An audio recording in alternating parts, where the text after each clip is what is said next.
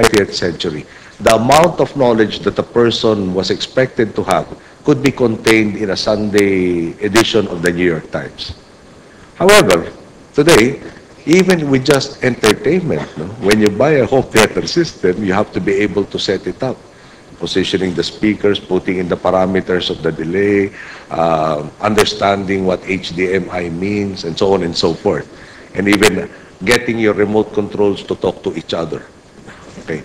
I'm narrating this because I have a cabinet secretary whose old home theater conked out and he decided to buy himself a new one.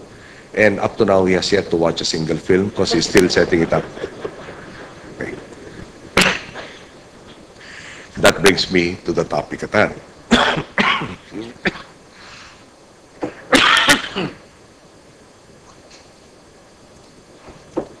Ito po siguro ang punto ng ating pong kwento. Sa panahon po ngayon, tinatawag na knowledge of o information age. Mas malawak na ang kalaman na inaasahan sa karaniwang tao upang makapamuhay. Totoo pong dati, pag dahil mo nga, yung telepono sa umaga para tumawag ng long distance, buenas, na kung makakausap mo ang gusto mong kausapin sa hapon. At nung panahon na yun, masaya na po sila dahil nung araw po isusulat ka at pag dumating yung sulat mo sa loob ng isang dekada sa kabilang dulo ng mundo, ikaw ay nagpapasalamat sa Diyos na nangyari yun. Ngayon, meron na pong Skype. Tama ba, Skype? O kontihuhin tinatawag ako sa abroad. Pero para makapag-Skype ka, kailangan alam mo kung anong pipindutin sa computer at paano mo i-connecta yung telepono at yung computer at makapasok sa internet. Dati nga po, linggo ang aabutin sa library para makakalap ng kaalaman. Pag nagre-research kayo, literal. Talagang iisa-isa mo at may konting dasal na natsambahan mo yung libro na dadaanan mo kung ilang daang pahina na nandun yung impormasyon na kailangan mo. Tama po ba? Ngayon po, Google search. May Google na. Pero may silbi lang po ito kung marunong ka rin gumamit ng keyboard at mag-log on sa mga tamang website. At sana may kaalaman karintangan para hindi ka binobola ng mga kalokohan na website.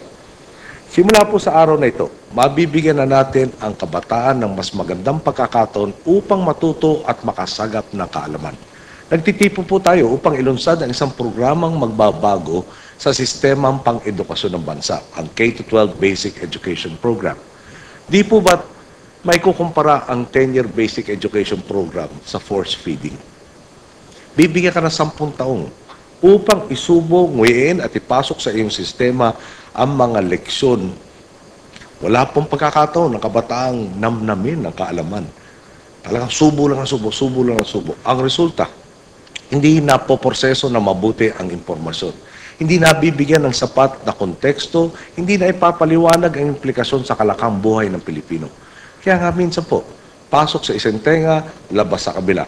Ilang araw lang, nalimot na ang mga natutuhan. Ang ipinangako po ng ating gobyerno, sa tuwid na daan, walang maiiwan. At sa pamamagitan po ng ating transformasyon sa isang dekalidad na edukasyon, inaabot natin ang kaunlaran para sa lahat, mahirap ka man o mayaman, upang mailabas ang natatanging husay ng mag-aaral. Bibigyan natin ng sapat na panahong matutuhan ng kabataan ang mga konsepto at kakayahan, ang mga tamang kilos at kaugalian. Minsan nga pong sinabi sa akin ng aking ama, once you've imbibed the knowledge, it is yours for life regardless of what happens to you in the future. Close quote. At totoo po, anumang karunungan ng ating matututuhan, keep na natin ito habang buhay. Pwede ka nga sabi sa akin ng araw, sikat ka nung araw, sikat ka today. O sikat ka ngayon, bukas laos ka na. Baka ngayon mayaman ka, bukas mahirap ka na. Pero pag natuto ka na, sa'yo na yan habang buhay. Wala nang maaring magnakaw nito sa atin. Ito po ang ating magiging kasangkapan sa pagharap sa mundo at pagdesisyon at pakikilahok sa kalakang lipunan. Sa pagbabahagi ng ating sarili sa Diyos at sa kapwa-tao. Mantakin po ninyo, tayo na lamang, politiko, tayo na lamang, unique sa buong Asya, ang isa sa tatatlong bansa na lamang sa buong mundo ang may 10-year basic education cycle. Sa Asya, sikat po tayo, tayong mag-isa. Sa buong mundo, 3 tayo. Yung 2 nasa Africa. Paano nga naman ba makikipagsabayan ng Pilipino? Kung lugi na agad tayo sa bilang ng taon na pag-aaral at sa lalim ng pagsasanay. Sa simula pa lang ay dehado na tayo.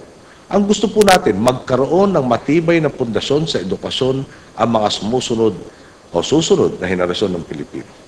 medyo yung tingin nung sa akin itong ating choir na napakagaling kanina, kumanta tuloy, hindi kami napakanta. Parang, maganda ba yan? Dagdag kami 2 taon?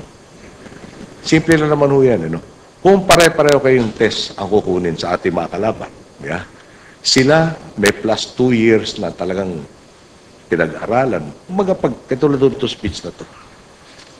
Babasahin ko, sabi sa akin ng teacher ko, you have 1 minute to read it. Di siyempre, ganyan. Yung kalabang ko na itetest doon, binigyan ng 2 minutes. Kaya siguro naman yung retention at comprehension, mas mahusay si 2 minutes kaysa si 1 minute. Okay? O di, pag ganun ng hindi pareha sa laban, talo ko kaagad, siya may trabaho, ako'y maghahanap ng ibang papasukan. At hindi tayo makapayag doon.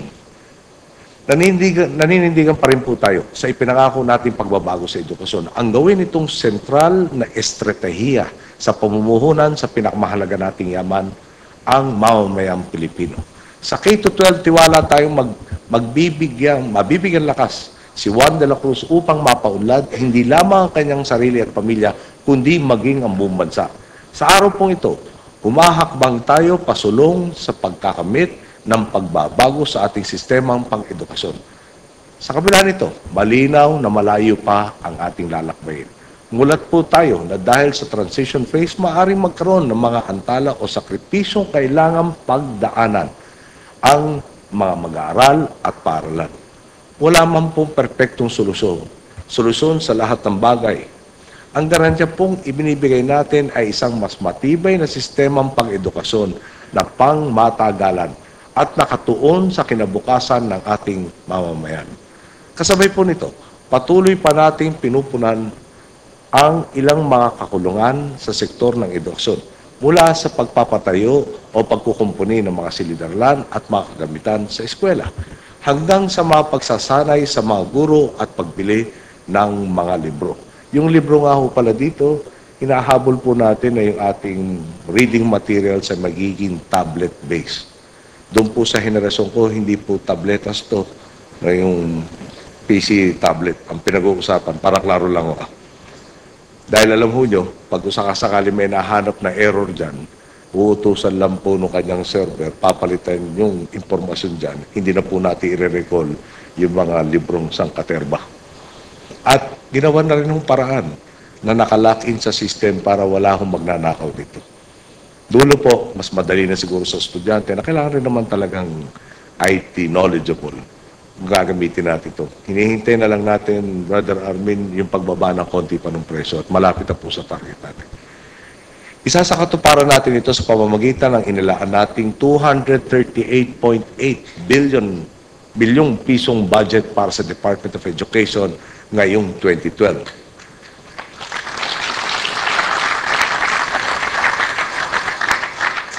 Tumaas po ng 30 bilyong piso ang naturang budget dahil mataas na rin po last year.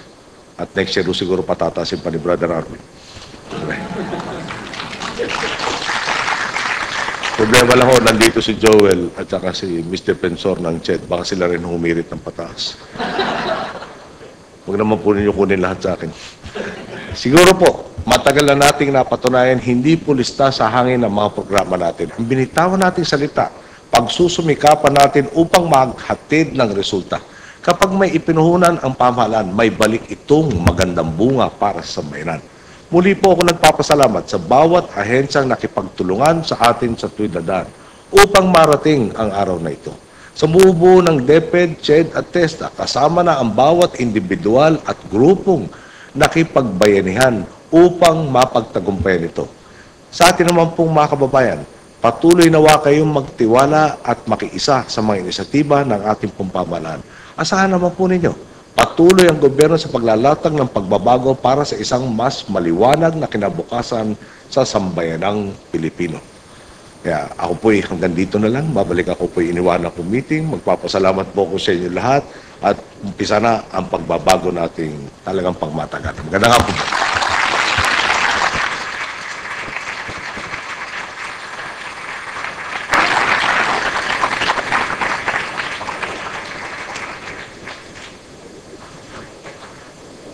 That concludes today's program. May we invite everyone for snacks and refreshments. Maraming Salamat po sa inyong pagdalo at isang magandang araw sa ating lahat.